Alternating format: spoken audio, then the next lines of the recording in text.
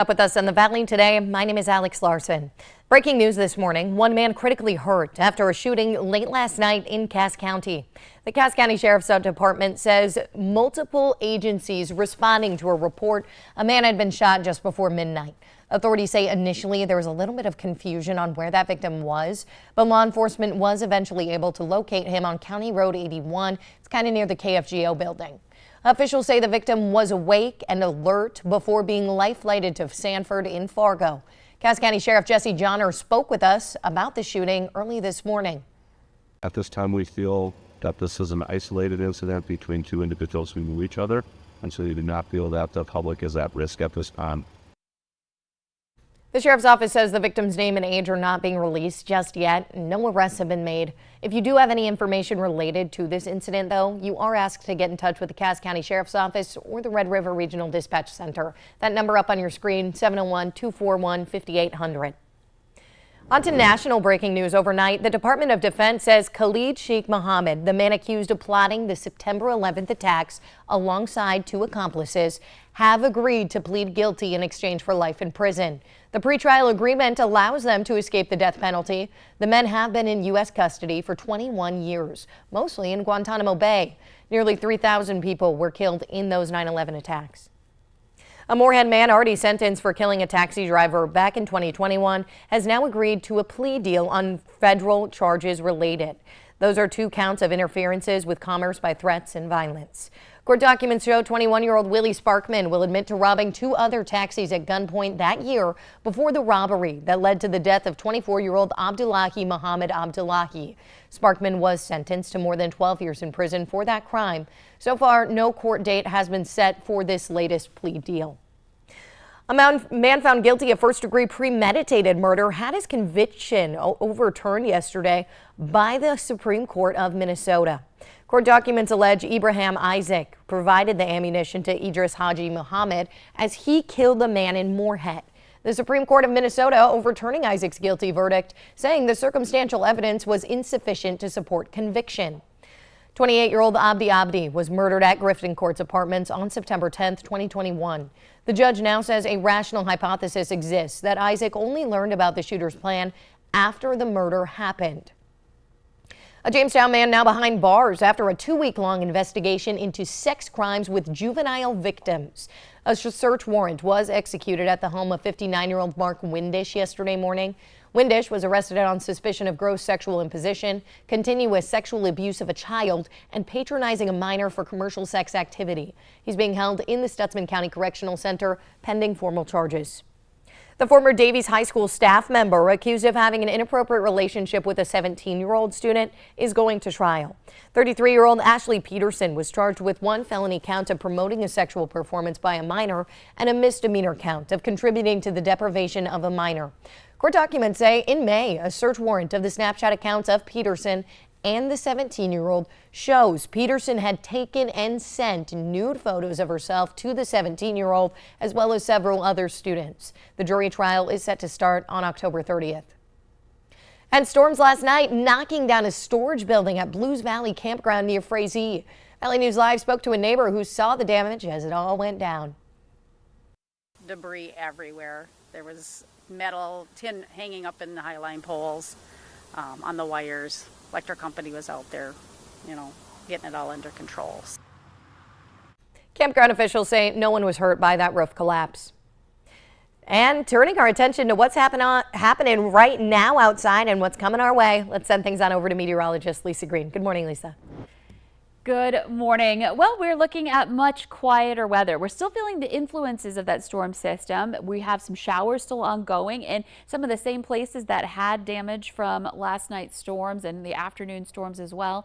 You can see that there's a lot of green over in the southeast. Meanwhile, to the northwest, places like Devil's Lake enjoying some sunshine right now. The overall trend will be for all of this to move eastward. So the rain will move on in those areas still getting it, and then eventually the clouds will too. So zooming in on these showery areas, areas. You can see Wadena back through a good portion of Otter Tail County down into the Alexandria area, Grant County experiencing some rain this morning. It's pretty light at this point, but still getting a little bit of rain. You can see Fergus Falls seeing some improvement, and in Detroit Lakes, we've watched that rain move on. So that will continue to clear away. In Grand Forks, starting to see some hints of blue skies showing up there among the clouds, and we're looking at 65 degrees right now in Grand Forks, wind out of the northwest at 6 miles per hour. We do have some reduced visibility in spots. I'm not seeing any dense fog reports coming in, but still some areas where visibility is down slightly, including in Grand Forks where we're at 7 miles. And in Fargo, a little hazy out there. We still got a lot of moisture in the air. We're at 69 degrees, but check out that dew point, 65. So well into that humid range here this morning still. And it's warm. We're almost at 70 degrees right now. So be ready for another hot day. Wind out of the north at 5 miles per hour. Here's a look at our planner. Temperatures will be on the rise. We'll get into the 80s to around 90 degrees for your high this afternoon in Fargo. And more sunshine for everybody. Some of us starting with it again in the west. Some of us it may take a while until this afternoon that we see more of that sun in the east. Tomorrow, sunny and hot again. And then our next chance for storms comes Saturday. Isolated chance, but a couple of them could be strong. So that's the next one to watch heading into the weekend. After that, we take a step back from the heat. We're looking at temperatures more in the 70s to around 80 next week. Yeah, it'll be a little bit of a cool down. Yeah, moving into August with some changes on the way. First day of August, though, and tomorrow as well, we'll be on that hot side. You got it. Thank you, Lisa. Well, the countdown's over. WeFest 2024 officially here. For those of you who don't know, WeFest is the largest country music and camping festival in the U.S. And that's where we find the Valley Today's Tatum Miller this morning in Detroit Lakes, giving us a sneak peek into opening day. Good morning, Tatum. Well, yeehaw, Alex. We have relocated and we are now up on the main stage at WeFest. I'm here with owner Matt Mithune. Good morning. Hi, good morning.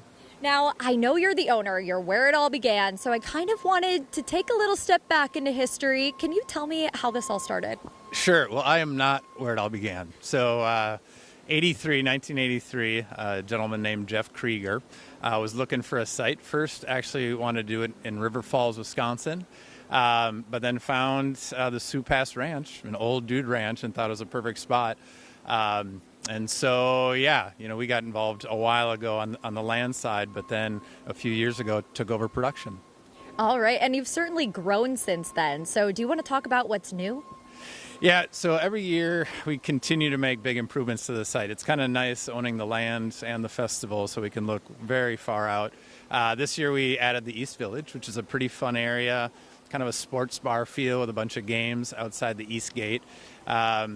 Big changes to the bowl. We continue to give it a facelift. New West VIP backstage. We're doing a lot too. So this year, new dressing rooms, which it's a big deal for the artists. And yeah, out in the campgrounds, people will see some nice improvements too. Okay. Well, I know just taking a look at this crowd right here, we're expecting a lot of people. Do you have any estimate of numbers? Yeah, not right now. I can't tell you before the show actually goes on, but yeah, it should be a good crowd. And coming off of last year, which was a really big crowd, we're just trying to continue on. And continue on you will. Now, I know people are very excited about the lineup. We've got Jelly Roll tonight, we've got Parker McCullum tomorrow, and we've got Eric Church on Saturday. How do you pick the artists? So it's a little bit of a puzzle. You want to pick a bunch of artists that complement each other. So you start with the headliners, and that can be almost 2 years out. And then you work your way down. Today I'm really excited. So there's someone at 2:45 named Lauren Watkins who has a great smoky voice. And then Co Wetzel, obviously, he's a headliner at a lot of festivals. And then Jelly Roll. Yeah. I know. I am so excited. But you've also got a lot going on besides your artists, too. So what other spots can you check out?